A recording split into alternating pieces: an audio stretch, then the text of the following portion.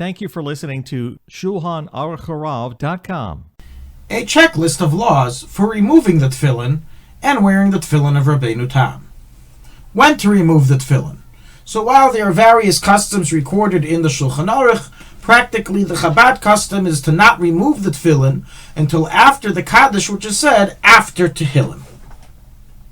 At the very least, it should not be removed until after the Kaddish that is said after Uva L'Tzion. The next step. One stands while unwrapping the straps from the hand and while removing the head tefillin. This is required according to the letter of the law.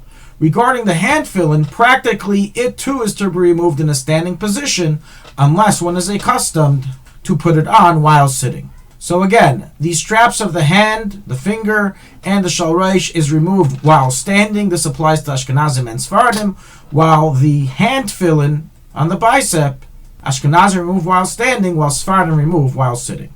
The next step, the order of unwrapping. One first unwraps the shalyad straps from the hand palm, and only afterwards removes the shalreish. This is the minhag of Klal Yisrael. It was the custom of the Rebbe Rashab to also first remove several straps from the forearm, in addition to removing the straps from the finger and palm prior to removing the shalreish. The next step, which hand should one use to remove a shalreish? So one is to remove the shalreish with his left hand. This applies to a righty, of which his left hand is weaker. One should remove it with his weaker hand. However, a lefty, whose right hand is his weaker hand, should use specifically his right hand to remove his head tefillin.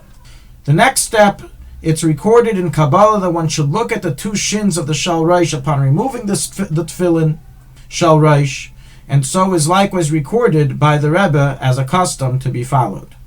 Kissing the tefillin, it is customary to kiss the shalreish prior to placing it back into its case, and some also kiss the dalid of the knot, which represents the dalid of Hashem's name of Shakai. When wrapping the shalreish, the dalid of the shalreish is to be placed on top of the marbarta area of the case and not under it. When we wrap the tefillin, we make sure to wrap the strap around the batim and not the batim around the strap. There are various ways in how to wrap the straps over the batim or casing, and practically the Chabad custom based on the Rebbe's directives is to wrap the straps on the two sides of the tefillin like the wings of a dove, both by the shalyad and the shalreish. Some are accustomed not to remove the tefillin shalyad until the head tefillin is not only removed, as we already discussed, but furthermore is properly wrapped and inserted into its bag, and only afterwards would they remove the tefillin shalyad. So is recorded by the Arizal. The Chabad custom, however, is not to be particular in this matter. When one removes the shalyad, you are to kiss it and only then enter it back into its case and wrapping in the way stated above.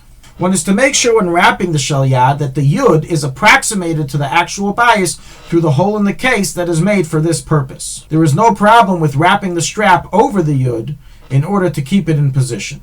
How do we enter the tefillin shalyad and tefillin shalreish into the bag?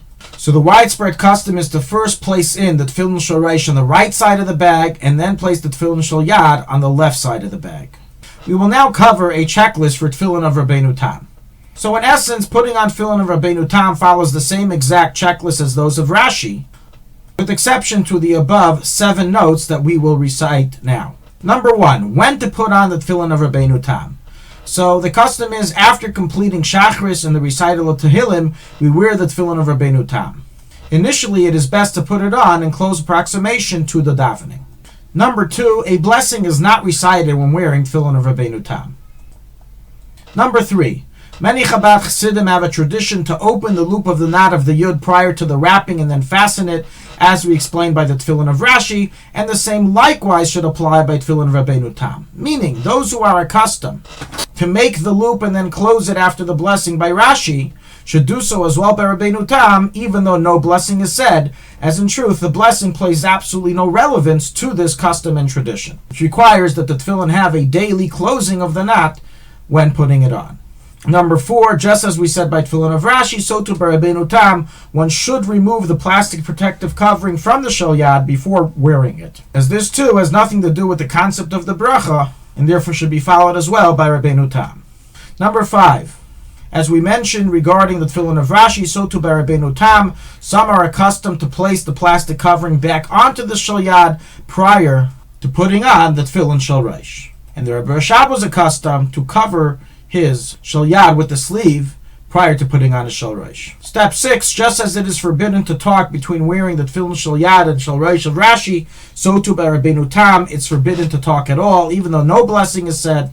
However, one may answer amen in between the wearing of the shel yad and shel rosh for any blessing, and as well he may answer, of course, for kedusha and kaddish and baruch hu and moedim, etc., although he should not say baruch hu baruch shmai in between.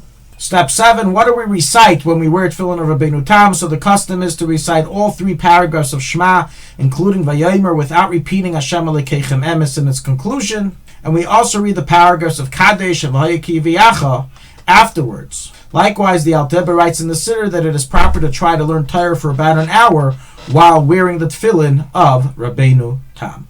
If you have anything you would like to add to our checklist, this checklist or the previous checklist on wearing the tefillin, please let us know through contacting us by email or other methods. Thank you for listening to Shulchanaruchharav.com. Our free services of making Torah knowledge available to the public depends on donors like you. Please help us continue our work through making even a small contribution at Shulchanaruchharav.com under the Daily Halacha Dedication section or in the subscription page. Also, check out our online courses and many sefarim available for purchase that will both enhance your Torah knowledge and help support our work.